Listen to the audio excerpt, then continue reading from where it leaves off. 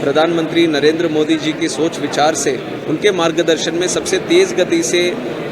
बढ़ने वाला क्षेत्र ये सिविल एविएशन आज बना है। 8 से 10% की ग्रोथ रेट से आज हम आगे ले पाए। भारत सरकार उस पर किस प्रकार से सहयोग कर सकती है, किस प्रकार से उन सेवाओं को और आगे बढ़ा सकती है,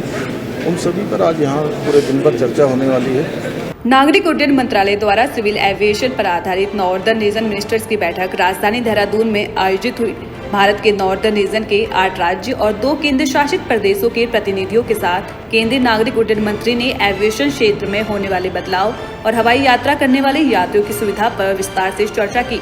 इस बैठक में नॉर्दर्न रीजन के हिमालयी राज्यों में हेलीपोर्ट और एयरपोर्ट के विस्तारीकरण की संभावनाओं पर भी नागरिक उड्डयन मंत्रालय को कई सुझाव मिले हैं, जिनके संबंध में नागरिक उड्डयन मंत्रालय हर राज्य और केंद्र शासित प्रदेश के साथ अलग अलग बैठक करेगा और राज्य के अनुरूप ही सिविल एविएशन की योजनाओं को रिफॉर्म किया जाएगा। केंद्रीय नागरिक उड्डयन मंत्री राममोहन नायडू किंजारूपी ने इस बैठक के बाद कहा कि यह पहली बार है जब राज्यों के साथ बात की जा रही है, जिसके जरिए राज्यों में हवाई यात्रा करने वाले यात्रियों को बेहतर सुविधा दी जा सके।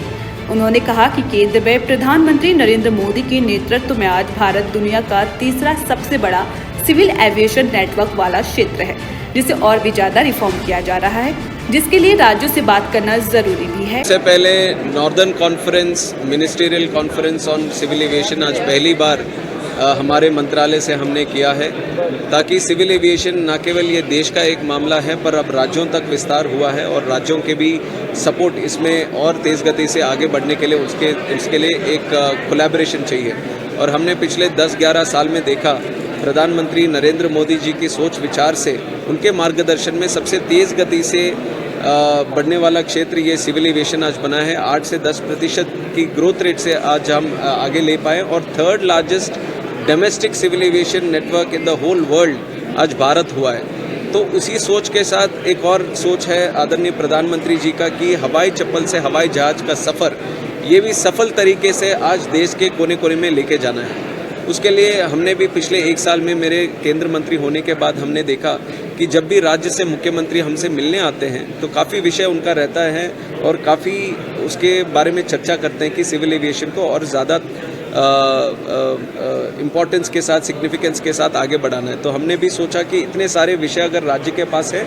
तो वो हमारे पास नहीं, हमें उनके पास जाना पड़ेगा। तो इसलिए उस सोच के साथ हमने ये रीजनल कॉन्फ्रेंस की शुरुआत की है। सबसे पहली बार हो रहा है और आज हमने देखा ये नॉर्दर्न कॉन्फ्रेंस में 7 स्टेट्स हैं, 3 यूनियन टेरिटरीज हैं, तो उन सब की जो यहाँ पे पार्टिसिपेशन है बहुत उत्साहजनक रहा है और काफ़ी एक्साइटमेंट के साथ उन्होंने पार्टिसिपेट किया। मुख्यमंत्री पुष्कर सिंह धामी ने देहरादून में केंद्रीय नागरिक उड्डयन मंत्रालय की हुई बैठक के लिए नागरिक उड्डयन मंत्री का धन्यवाद देते हुए कहा कि राज्यों के लिए यह बैठक इसलिए भी महत्वपूर्ण है क्योंकि इस बैठक के जरिए राज्यों में सिविल एविएशन के क्षेत्र में सेवाओं को केंद्र सरकार द्वारा और भी ज्यादा विस्तार किया जाएगा, जिसका फायदा हवाई जहाज से यात्रा करने वाले यात्री को होगा। आज हमारे civil aviation minister Shri Rammohan Naidu ji की अध्यक्षता में देहरादून उत्तराखंड में हमारे उत्तर प्रदेश, राजस्थान, हरियाणा, हिमाचल और उत्तराखंड की आज ये नॉर्दर्न रीजन की बैठक हो रही है। इसमें ये बहुत महत्वपूर्ण बैठक है। इससे निश्चित रूप से इन क्षेत्रों में हवाई सेवाओं को और कैसे विस्तार रूप दिया जाए, कैसे और सुविधाएं बढ़ाई जाएं,